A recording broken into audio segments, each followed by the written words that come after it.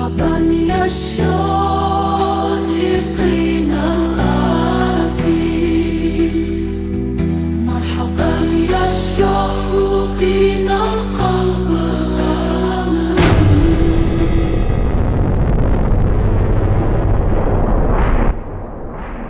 Assalamualaikum warahmatullahi wabarakatuh. Marhaban ya Syodikinal Aziz. Selamat datang wahai sahabat yang dirahmati Allah. Yang sudah like dan subscribe saya ucapkan terima kasih, dan saya doakan semoga masuk surga. Sebelum menyimak kisah lengkapnya, saya sarankan untuk menulis sholawat kepada Nabi. Allahumma sholli ala Sayyidina Muhammad, wa ala ali Sayyidina Muhammad. Semoga sholawat kita menjadi penolong kita kelak di padang mahsyar. Rosidah, wanita muda berhijab asal Indonesia, berjalan menuju gerbang keberangkatan bandara sambil menggenggam tiket penerbangan menuju Italia, tempat ia akan bekerja sebagai TKW sesuai perjanjian resmi yang telah ia tanda tangani. Di ruang tunggu, beberapa calon penumpang memandang Rosidah dengan penasaran karena ia terlihat mengenakan gamis panjang dan jilbab lebar, yang menegaskan identitasnya sebagai muslimah yang taat. Seorang petugas imigrasi memeriksa dokumen Rosidah dengan seksama, lalu mempersilahkannya untuk melanjutkan proses keberangkatan dengan sedikit anggukan hormat.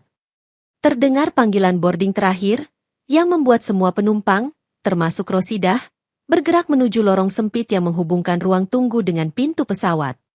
Udara di dalam kabin terasa sejuk, dan pramugari menyambut Rosidah dengan senyum tipis, mempersilahkan ia untuk duduk di bangkunya yang berdekatan dengan jendela. Tumpukan koper di kompartemen atas sudah padat, sehingga Rosidah harus berhati-hati menyesuaikan tas jinjingnya agar tidak mengganggu penumpang lain. Pesawat mulai bergerak ke landasan pacu dengan bunyi mesin yang bergemuruh, menandakan awal perjalanan panjang yang ditunggu-tunggu Rosidah. Kapten pesawat menyampaikan salam pembukaan dan doa keselamatan, yang disambut Rosidah dengan menundukkan kepala, sambil mengucap, "Amin," lirih dari bibirnya. Di sisi lain, seorang pria bernama Marco tampak melirik ke arah Rosidah tanpa ekspresi, lalu membuang muka seolah tidak tertarik berbincang. Saat pesawat mulai lepas landas, Rosidah menggenggam Al-Quran kecil di tangannya, bersiap mengisi waktu panjang di udara dengan membaca ayat-ayat suci. Pesawat telah stabil di ketinggian jelajah, ketika seorang wanita bernama Giovanna tiba-tiba berteriak, menuduh bahwa seseorang berusaha membuka pintu darurat dekat kursinya. Beberapa penumpang menoleh, lalu bertanya-tanya siapa yang disangka pelaku, sementara pramugari segera bergegas menuju sumber kegaduhan. Giovanna menunjuk Rosidah sambil mengangkat suaranya, berteriak bahwa wanita berhijab itulah yang barusan menarik tuas pintu darurat. Kegemparan pun meletus di dalam kabin. Orang-orang di sekitarnya mulai panik, dan ada yang memanggil nama-nama petugas agar datang segera. Rosidah kebingungan karena ia berada di kursinya sendiri. Namun tuduhan Giovanna membuat perhatian seluruh penumpang tertuju padanya. "Saya tidak melakukan apa-apa," kata Rosidah dengan nada tegas, tetapi suaranya nyaris tenggelam dalam kericuhan yang semakin memanas. Seorang pramugari mencoba melerai keadaan dengan menenangkan Giovanna, namun wanita itu terus bersikeras bahwa Rosidah adalah pelakunya. Beberapa penumpang bertanya satu sama lain, benarkah wanita itu berusaha membuka pintu darurat, atau ini hanya kesalahpahaman? Suasana kian memanas saat salah seorang penumpang mulai mengeluarkan ponsel untuk merekam kejadian.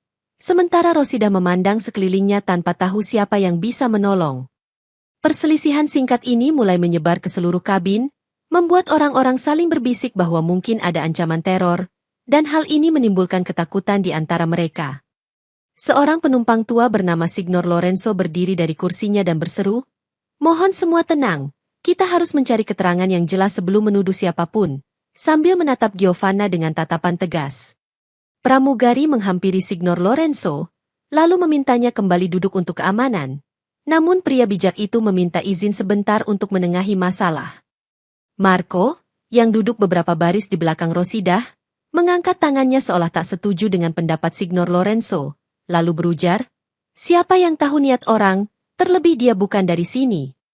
Rosidah menoleh ke arah Signor Lorenzo dan berkata, "Saya tidak menyentuh pintu darurat itu, dan saya ingin menjelaskan situasi sebenarnya." Signor Lorenzo mengangguk dan menenangkan Rosidah dengan kalimat, "Kita akan pastikan kebenarannya, karena jika engkau tidak bersalah, Allah akan menolongmu." Beberapa penumpang lain tampak ragu. Tapi mereka memilih diam sambil menunggu penjelasan lebih lanjut dari kru kabin yang masih mengusut klaim Giovanna. Giovanna, yang masih berdiri, menuding dengan gerakan tangannya ke arah Rosida sambil mengulang tuduhannya dengan nada semakin nyaring. Pramugari memberi isyarat agar Giovanna duduk kembali, sementara Signor Lorenzo mendekati salah satu kru untuk membicarakan prosedur penanganan penumpang yang dituduh mengganggu keamanan. Marco terlihat melempar tatapan sinis kepada Rosida, lalu menggumam, "Semoga kita tidak celaka di udara gara-gara orang ini." Suasana kembali memanas karena ada sebagian penumpang mulai bergumam soal kemungkinan ancaman, sementara Signor Lorenzo bersikeras agar pihak awak kabin mencari bukti konkret. Giovanna menuduh bahwa sebelum berteriak, ia sempat melihat Rosida memperhatikan pintu darurat dengan tatapan mencurigakan, seakan sedang merencanakan sesuatu. Marco menyahut dengan vokal yang keras, "Kalian semua lihat sendiri, perempuan itu tampak gelisah sejak sebelum lepas landas." Seorang pramugara bernama Paolo mendekati Rosida dan menanyakan apakah benar ia sempat memegang tuas pintu, sambil melihat ke arah Giovanna yang mengangguk penuh keyakinan. Rosida menjawab dengan lantang, "Saya tidak menyentuh pintu itu sama sekali, dan saya tidak mengerti kenapa saya dituduh seperti ini." Signor Lorenzo menyarankan agar rekaman CCTV kabin diperiksa, sebab kebanyakan pesawat modern dilengkapi kamera pengawas di area dekat pintu darurat. Beberapa penumpang mulai berdebat satu sama lain, ada yang menduga Rosida adalah korban kesalahpahaman, namun ada pula yang percaya pada tuduhan Giovanna dan Marco. Marco memanas-manasi situasi dengan mengatakan, "Dia mungkin menyembunyikan sesuatu di balik jilbabnya, kita harus berjaga-jaga." Mendengar perkataan Marco, Rosida dengan tegas berkata, "Jangan menghina pakaian saya, karena ini adalah identitas dan keyakinan saya." Giovanna kembali berbicara, "Saya yakin dia tidak hanya menatap pintu darurat, tapi tangan kirinya sempat menempel di tuas saat saya melihat sekilas," sambil menguatkan tuduhannya. Keresahan terlihat di antara pramugari dan penumpang lainnya, sebab mereka dihadapkan pada situasi genting tanpa bukti yang jelas, sementara pesawat masih terus melaju di ketinggian. Petugas kabin bernama Luca datang dengan wajah serius, mengatakan bahwa kapten pesawat meminta laporan rinci tentang insiden yang dituduhkan kepada Rosida. Luca bertanya kepada Giovanna tentang kronologi kejadian, lalu wanita itu menjelaskan versi ceritanya bahwa Rosida tampak berusaha memutar gagang pintu darurat. "Kita tidak boleh menyimpulkan sepihak," kata Signor Lorenzo, sambil menunjuk ke arah Rosida yang masih duduk dengan tenang di bangkunya. Marco menimpali, "Tapi kita juga tidak boleh menganggap remeh masalah ini, karena nyawa semua penumpang dipertaruhkan." Luca menginstruksikan seluruh penumpang di dekat pintu darurat untuk memberikan keterangan singkat, lalu mencatat semua penjelasan yang mungkin relevan. Seorang penumpang lain menegaskan bahwa ia tidak melihat Rosida menyentuh pintu, tapi juga tidak berani menyanggah cerita Giovanna karena takut dianggap berbohong. Giovanna memotong pembicaraan, "Sudah jelas saya yang melihat, mengapa tidak ada yang percaya kecuali Marco?" sambil mengedarkan pandangan menantang. Luca berkata, "Kami perlu menilai semua keterangan dan laporan sebelum mengambil keputusan, jadi tolong jangan membuat kegaduhan lebih lanjut." Beberapa pramugari lain memeriksa pintu darurat untuk memastikan keadaannya, lalu melaporkan bahwa tuas masih terkunci rapat dan tidak ada kerusakan fisik.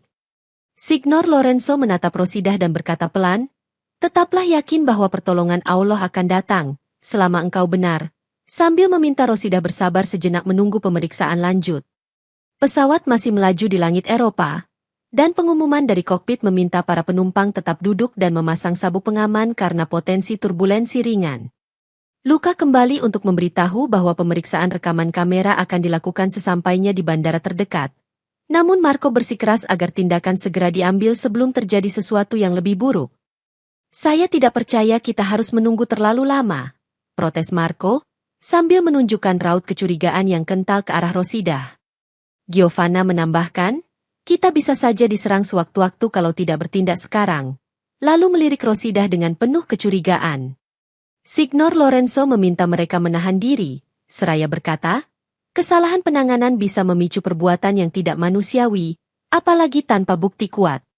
Marco mendengus kesal, kemudian berbicara kepada para penumpang lain, "Kita semua tidak mau pesawat ini jatuh, jadi lebih baik kita berhati-hati." Rosida sempat membuka Al-Quran kecilnya, lalu menutupnya lagi ketika pramugari lewat, tanpa berucap apapun, menunggu arahan selanjutnya. Suasana tegang terlihat di mata penumpang lain yang mulai khawatir akan keselamatan mereka, sementara tudingan terhadap Rosidah belum terbukti benar atau salah. Jika memang rekaman bisa menunggu, kenapa tidak kita selidiki sekarang? Tanya Giovanna, sambil mendesak pramugari untuk melapor ke kapten agar segera membuat keputusan. Perdebatan memanas ketika Marco meyakinkan orang-orang di sekitarnya bahwa Rosidah mungkin memiliki motif tertentu, sehingga memicu kecurigaan yang semakin melebar. Marco yang semakin lantang meminta awak kabin untuk memeriksa tas Rosidah, dengan alasan mungkin ada benda berbahaya yang bisa digunakan untuk membuka pintu darurat. Pramugari mengiyakan permintaan itu dan memeriksa isi tas Rosidah di hadapan beberapa penumpang yang penasaran, sementara Rosidah hanya diam memperhatikan prosedur. Lihat, tidak ada apapun di sini selain Al-Quran, buku catatan doa, dan beberapa barang pribadi, ucap pramugari setelah memeriksa secara menyeluruh. Marco tampak tidak puas, lalu mendesak agar baju dan jilbab Rosidah juga diperiksa. Namun hal ini segera ditolak oleh Luca karena dianggap melanggar privasi. Giovanna berkata, kalau dia memang berniat jahat, dia bisa menyembunyikan sesuatu di bawah gamisnya, sambil mengarahkan pandangan merendahkan. Signor Lorenzo menyanggah dengan tegas, kecurigaan sepihak tanpa bukti yang jelas sama saja melanggar hak asasi manusia, belum lagi kita belum menemukan kesalahan nyata. Beberapa penumpang mulai tampak tidak nyaman dengan sikap Marco dan Giovanna, karena situasi terasa semakin tidak adil bagi Rosidah.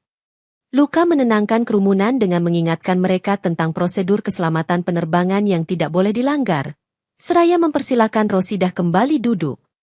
Rosidah mengembalikan barang-barangnya ke dalam tas, lalu menutup resleting sambil menahan diri agar tidak berbicara terlalu banyak, sesuai anjuran petugas. Marco menatap Rosidah dengan tajam, sembari berujar kepada Giovanna, nanti kita lihat di mana kebenaran itu terungkap, seakan menunggu peluang lain untuk memojokkan Rosidah. Marco dan Giovanna melakukan pembicaraan singkat dengan beberapa penumpang di baris belakang, berusaha meyakinkan mereka bahwa Rosidah adalah ancaman yang nyata. Seorang pria parubaya di baris dekat sayap pesawat bertanya kepada Marco, apa bukti konkret selain tuduhan itu, karena saya tidak melihat langsung. Giovanna menimpali, bukti cukup dengan kesaksian mata saya, apakah harus menunggu pesawat ini dalam bahaya baru kita percaya? Pembicaraan merambat cepat, membuat sebagian penumpang mulai resah dan sepakat agar Rosidah diisolasi di kursi paling belakang, yang dianggap jauh dari pintu darurat. Luca tidak dapat mengambil keputusan sepihak tanpa persetujuan kapten. Namun tekanan dari Marco dan Giovanna semakin besar, memaksa kru mempertimbangkan opsi ekstrim. Signor Lorenzo menegur keputusan sepihak tersebut, lalu berkata, memindahkan orang tanpa dasar jelas akan melukai rasa keadilan, terlebih dia belum terbukti bersalah. Marco membalas, lebih baik kita berjaga-jaga, daripada menyesal ketika sudah terlambat. Sambil menegaskan nada suaranya yang memancing ketakutan. Sementara itu, Rosidah dipersilakan berdiri oleh pramugari, dibawa ke kursi bagian belakang, dan penumpang lain diminta memberi ruang agar Rosidah tidak didekati orang tanpa izin. Giovanna menatap adegan itu dengan bibir menyeringai, seolah merasa menang karena berhasil menyingkirkan Rosidah dari kursi dekat pintu darurat. Signor Lorenzo sempat mendekati Rosidah, lalu berkata pelan, kebenaran pasti akan terungkap, karena Allah Maha mengetahui segalanya. Sambil menepuk bahunya ringan. Kapten pesawat akhirnya menerima laporan berat sebelah dari Marco dan Giovanna, yang menyatakan Rosidah sebagai ancaman serius bagi keselamatan penerbangan. Atas bujukan mereka, Kapten memutuskan untuk melakukan pendaratan darurat di bandara terdekat, agar Rosidah bisa diserahkan kepada pihak keamanan setempat. Informasi ini diumumkan ke seluruh penumpang, membuat suasana di dalam kabin semakin tegang, karena banyak yang cemas akan keterlambatan dan risiko lain. Mengapa kita harus mendarat darurat, kalau tuduhan ini belum terbukti sepenuhnya? Protes Signor Lorenzo dengan nada kecewa kepada awak kabin. Luca menjelaskan bahwa perintah kapten bersifat final, dan mereka tidak memiliki pilihan lain selain patuh pada prosedur yang telah ditetapkan. Giovanna berbisik kepada Marco, semoga keputusan ini membuat kita terhindar dari bencana, karena wanita itu jelas mencurigakan, sambil melirik Rosidah. Beberapa penumpang lain mulai bertanya-tanya apakah Rosidah benar-benar seberbahaya itu, Tetapi ketakutan telah menguasai benak mereka. Rosidah duduk di kursinya tanpa mengucap sepatah kata, dikelilingi pramugari yang berjaga untuk memastikan ia tidak bergerak mendekati area pintu darurat. Signor Lorenzo masih berupaya meyakinkan pihak awak kabin untuk menunggu pemeriksaan rekaman CCTV. Namun mereka menolaknya karena waktu pendaratan darurat sudah dijadwalkan. Keputusan ini menandai titik kritis yang akan mengubah nasib Rosidah dan seluruh pihak yang terlibat dalam drama di ketinggian ini. Saat pesawat baru saja menurunkan ketinggian, sebuah intrik terjadi di mana Marco mengusulkan untuk langsung menyingkirkan Rosidah sebelum mendarat, karena ia beralasan keamanan seluruh penumpang harus diprioritaskan. Saran itu terkesan kejam, namun Giovanna mendukung dengan kalimat, dia bisa saja melakukan hal nekat sewaktu pendaratan, lebih baik kita bertindak sekarang. Luca dan beberapa pramugari lain tampak ragu, tetapi tekanan verbal dari Marco dan Giovanna membuat mereka terpancing untuk mempertimbangkan opsi tidak manusiawi tersebut. Signor Lorenzo memprotes dengan lantang, tindakan seperti ini melampaui batas norma dan undang-undang, kalian tidak bisa mengambil jalan pintas yang mematikan. Namun, suara Signor Lorenzo tenggelam dalam kepanikan ketika Marco berteriak bahwa penundaan bisa berakibat fatal, lalu memaksa kru agar menyerahkan Rosidah ke pintu kargo belakang. Pramugari lain yang bertugas mencoba menghentikan aksi itu, tetapi Marco dan Giovanna telah mempengaruhi sebagian besar kru dan penumpang, hingga sulit mencegah situasi berkembang. Rosidah dibawa paksa dari kursinya dengan tangan terikat, meskipun ia terus berucap, saya tidak pernah melakukan apa yang dituduhkan. Signor Lorenzo berusaha menghalangi, namun Marco mendorongnya ke samping, sambil berkata, minggir, orang tua, keselamatan kami lebih penting. Pintu kargo belakang dibuka dalam keadaan pesawat masih mengudara, dan Rosidah diseret ke area tersebut tanpa alat pengaman apapun. Atas desakan Marco dan Giovanna, serta diamnya kru yang terintimidasi, Rosidah pun dilempar keluar pesawat ke angkasa bebas, menandai puncak kekejian yang melampaui batas logika manusia. Tubuh Rosidah terjun bebas di udara dengan kecepatan menakutkan, sementara tidak ada parasut atau alat keselamatan yang melekat di tubuhnya. Beberapa detik pertama terasa genting, karena posisi pesawat yang masih melaju membuat Rosidah terpisah jauh dari jalur pandang para penumpang. Kuatnya dorongan angin justru mengarahkan Rosidah ke wilayah hutan lebat di bawah, yang terlihat bagaikan hamparan hijau memanjang hingga ke cakrawala. Dalam sekejap, Rosidah melewati lapisan awan tipis, lalu bergerak memasuki arus angin aneh yang memperlambat laju jatuhnya secara tidak terduga. Di antara pepohonan tinggi, dahan-dahan lentur menahan tubuhnya sedikit demi sedikit, membuat benturan keras terhadap tanah dapat terhindarkan. Proses ini bagai sebuah mukjizat, sebab tubuh Rosidah akhirnya terlentang di atas rerumputan, dengan luka-luka ringan yang tampak tidak sebanding dengan tingginya jarak jatuhnya. Seorang pencari kayu bakar di pinggir hutan menatap kejadian itu dengan mata terbelalak, lalu berlari kencang ke arah Rosidah sambil berseru, ada orang jatuh dari langit. Berita tentang keanehan ini segera menyebar di desa terdekat, yang membuat penduduk berdatangan ke tepi hutan untuk memastikan kebenarannya. Tak lama, tim medis setempat dipanggil, lalu memeriksa Rosidah yang masih sadar dan mampu berbicara dengan suara lemah, namun tanpa cedera fatal. Keajaiban ini menegaskan bahwa Allah berkuasa atas segala sesuatu, dan keselamatan Rosidah menjadi bukti nyata bahwa fitnah tidak akan menghancurkan kebenaran. Penduduk desa mengevakuasi Rosidah ke sebuah klinik sederhana, di mana petugas medis menyatakan kekaguman mereka akan kondisi fisiknya yang nyaris utuh pasca terjun bebas. Sungguh ajaib, sulit dipahami dengan akal, ujar salah seorang perawat, sambil merapikan perban di lengan Rosidah. Kabar tersebar ke kota terdekat bahwa seorang wanita Indonesia ditemukan selamat di hutan, diduga jatuh dari pesawat yang melintas di atas wilayah tersebut. Sementara itu, pemerintah daerah setempat mulai berkoordinasi dengan otoritas penerbangan untuk memeriksa jadwal penerbangan dan insiden yang mungkin terkait. Para saksi mata, termasuk si pencari kayu bakar, bersikeras bahwa ia melihat Rosidah seperti dilindungi angin kencang, sehingga kecepatan jatuhnya menjadi berkurang drastis. Seorang tokoh agama di desa itu berkata, Allah memiliki banyak cara menolong hambanya yang terzolimi, sambil menyilakan Rosidah untuk beristirahat di rumahnya. Rosidah dibawa ke rumah tokoh agama tersebut untuk pemulihan, di mana ia diterima dengan ramah, tanpa ada prasangka sedikit pun. Penduduk desa bertanya bagaimana mungkin seseorang dapat terselamatkan dari ketinggian begitu ekstrim, lalu disimpulkan bahwa ini merupakan campur tangan ilahi. Laporan singkat di media lokal mulai menggambarkan kejadian ini sebagai mukjizat di langit Italia, yang menimbulkan kehebohan publik. Pihak berwenang mempersiapkan tim penyelidikan khusus untuk mencocokkan keterangan Rosidah dan keterangan maskapai, demi mengetahui apa yang sebenarnya terjadi di udara. Di dalam pesawat, setelah Rosidah dilempar keluar, awak kabin mulai memeriksa pintu darurat dan menemukan bahwa sistem keselamatannya tetap terkunci dan tidak pernah dibuka oleh Rosidah. Kapten pesawat yang semula termakan hasutan Marco dan Giovanna mulai merasa janggal, karena laporan asli tidak sesuai dengan kondisi pintu darurat yang sejatinya aman. Ini jelas menimbulkan kecurigaan baru, kata Luca kepada sesama kru, sambil meminta rekaman CCTV kabin untuk dianalisis sesegera mungkin. Saat pesawat mendarat di bandara tujuan, polisi udara setempat menyambut untuk mengambil tindakan hukum, karena kabar pembuangan penumpang di udara telah dilaporkan oleh Signor Lorenzo. Rekaman CCTV menunjukkan bahwa Rosidah tidak pernah menyentuh tuas pintu darurat. Justru Giovanna dan Marco yang tampak sengaja membuat keributan serta menuduh tanpa dasar. Signor Lorenzo menjadi saksi kunci, menjelaskan bahwa segala fitnah itu diatur oleh Marco, didukung provokasi Giovanna, sementara Rosidah tidak melakukan pelanggaran apapun. Para penumpang lain yang tadinya ragu mulai menyadari bahwa mereka telah ikut termakan hasutan, dan kini mereka menyesali ketidakadilan terhadap Rosidah.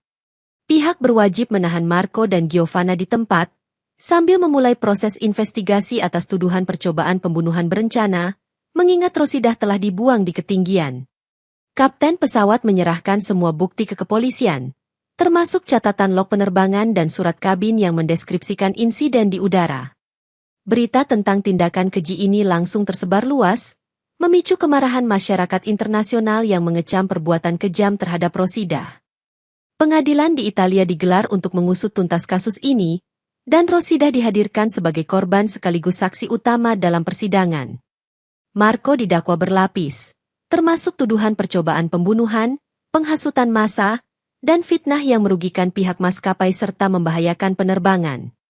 Giovanna dikenai pasal serupa, karena keterlibatannya dalam menciptakan tuduhan palsu dan mendesak pelaksanaan tindakan ekstrim di atas pesawat. Bagaimana kalian bisa melakukan hal sekeji itu, padahal tidak ada bukti kuat sama sekali? Tanya hakim dengan nada tajam, menegur perbuatan mereka di hadapan publik. Tim pembela mencoba berdalih bahwa mereka terpengaruh rasa takut berlebihan. Namun bukti CCTV dan kesaksian banyak penumpang meruntuhkan pembelaan tersebut. Signor Lorenzo maju memberikan kesaksian, menjelaskan secara rinci bagaimana Marco dan Giovanna menyebarkan fitnah, lalu memanipulasi penumpang lain untuk mengisolasi Rosidah. Rosidah menceritakan kronologi dari awal penerbangan hingga ia dijatuhkan keluar pesawat, tanpa memberikan ekspresi kebencian, sekadar memaparkan fakta. Hakim mendengarkan dengan cermat setiap bukti dan kesaksian, lalu memutuskan bahwa kedua terdakwa harus menerima hukuman setimpal atas tindakan mereka yang membahayakan nyawa orang lain. Kerumunan orang yang menonton sidang, termasuk media, menyoroti proses persidangan ini sebagai pelajaran bahwa fitnah dan ketakutan berlebihan dapat menjerumuskan siapa saja ke jurang kejahatan. Vonis dijatuhkan, dengan hukuman penjara bertahun-tahun bagi Marco dan Giovanna, menandai babak akhir bagi mereka yang telah menzolimi Rosidah. Setelah persidangan, maskapai penerbangan tempat insiden terjadi mengumumkan permintaan maaf resmi kepada Rosidah atas perlakuan yang sangat tidak manusiawi selama penerbangan.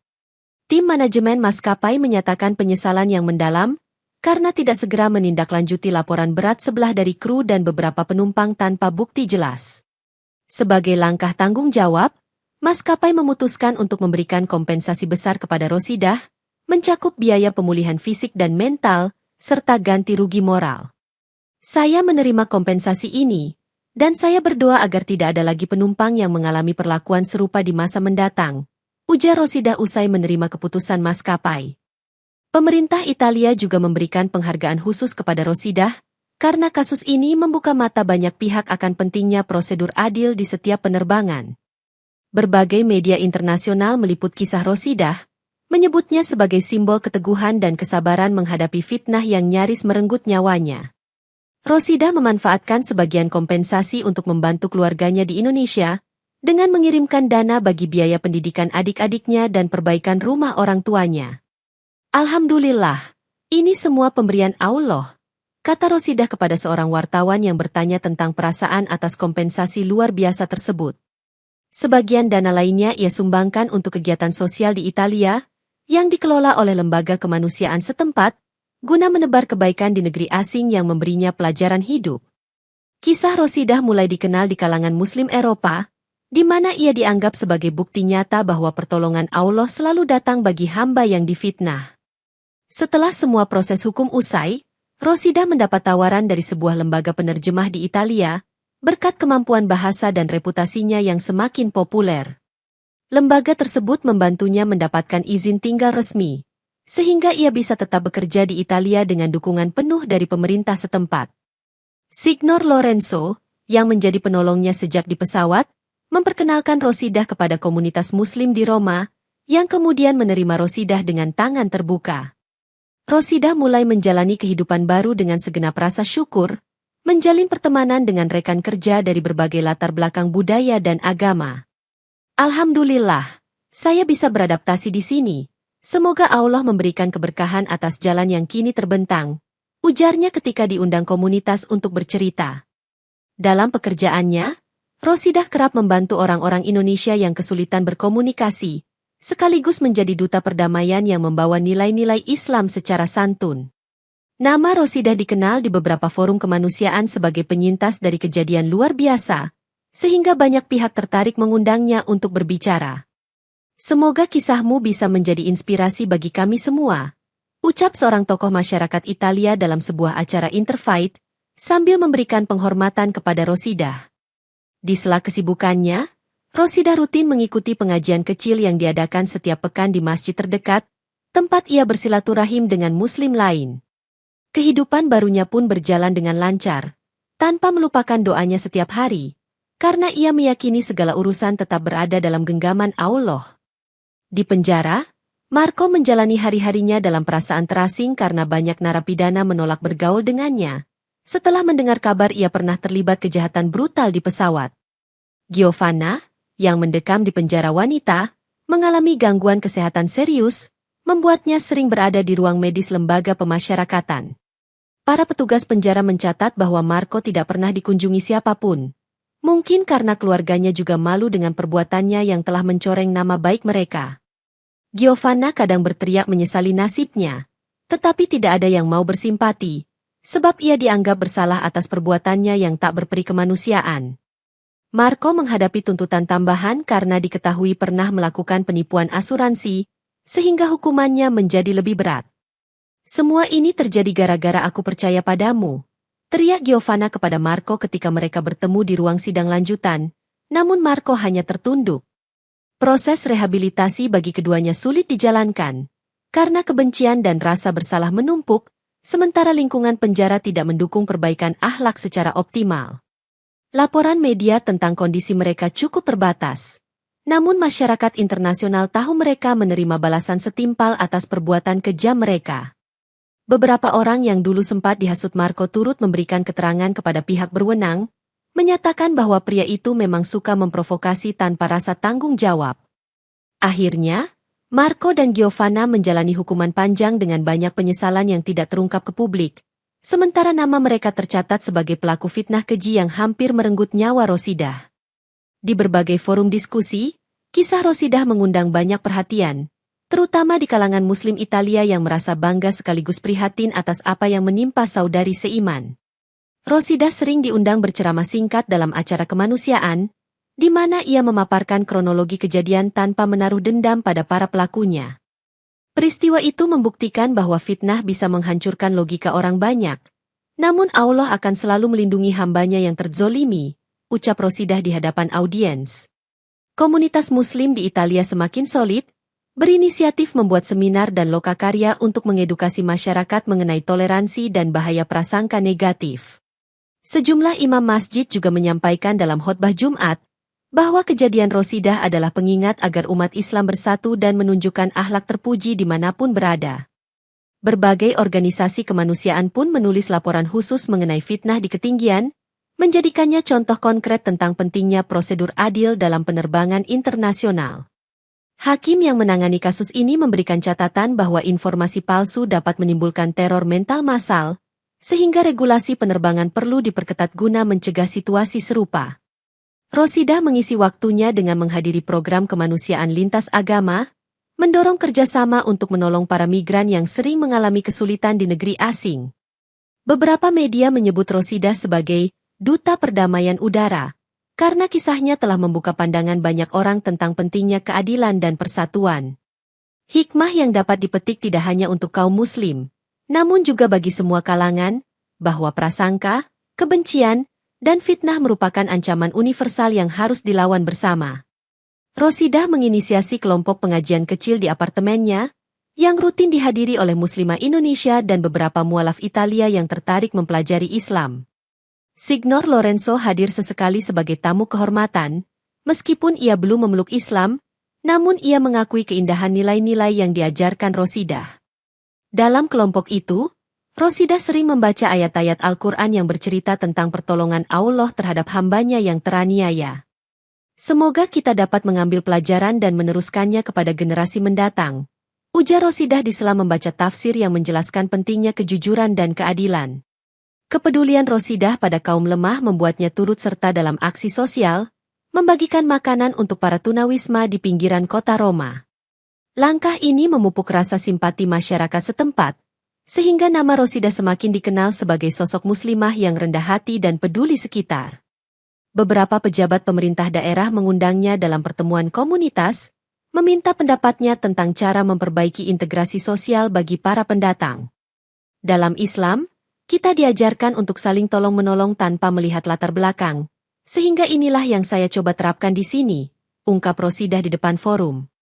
Signor Lorenzo memuji sikap Rosidah dan menganggapnya contoh nyata keharmonisan, karena kesaksian Rosidah di persidangan pun dilandasi kebenaran dan bukan kebencian.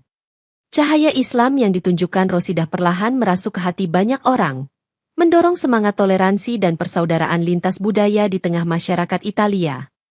Beberapa tahun kemudian, Rosidah memutuskan pulang ke Indonesia untuk bertemu orang tuanya, dengan membawa serta kisah heroik yang telah menggetarkan banyak hati di Eropa.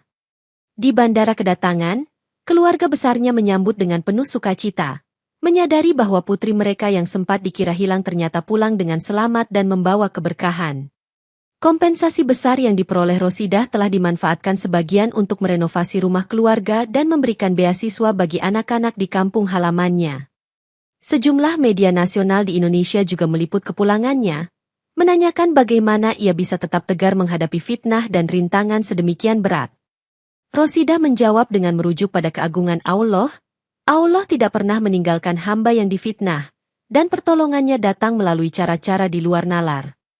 Kehadiran Rosidah menjadi inspirasi bagi para calon TKW lain, bahwa bekerja di luar negeri membutuhkan bekal iman, pengetahuan, dan kebijaksanaan dalam menghadapi situasi tak terduga. Beberapa tokoh masyarakat mengundang Rosidah untuk memberikan motivasi di balai desa, tempat para pemudi sering berkumpul mempersiapkan berkas kerja ke luar negeri. Di acara tersebut, Rosidah menekankan pentingnya berpegangan teguh pada ajaran Islam, serta menjunjung tinggi kejujuran dan menghindari fitnah. Semoga pengalaman saya menjadi pengingat bagi kita semua, bahwa Allah Maha Menolong dan tidak akan pernah mengecewakan orang-orang yang benar, tuturnya di hadapan masyarakat. Pada akhirnya, nama Rosidah dikenang sebagai simbol kesabaran dan keajaiban Allah, sementara jejak fitnah itu justru memancarkan kebaikan dan pesan persatuan di antara umat manusia.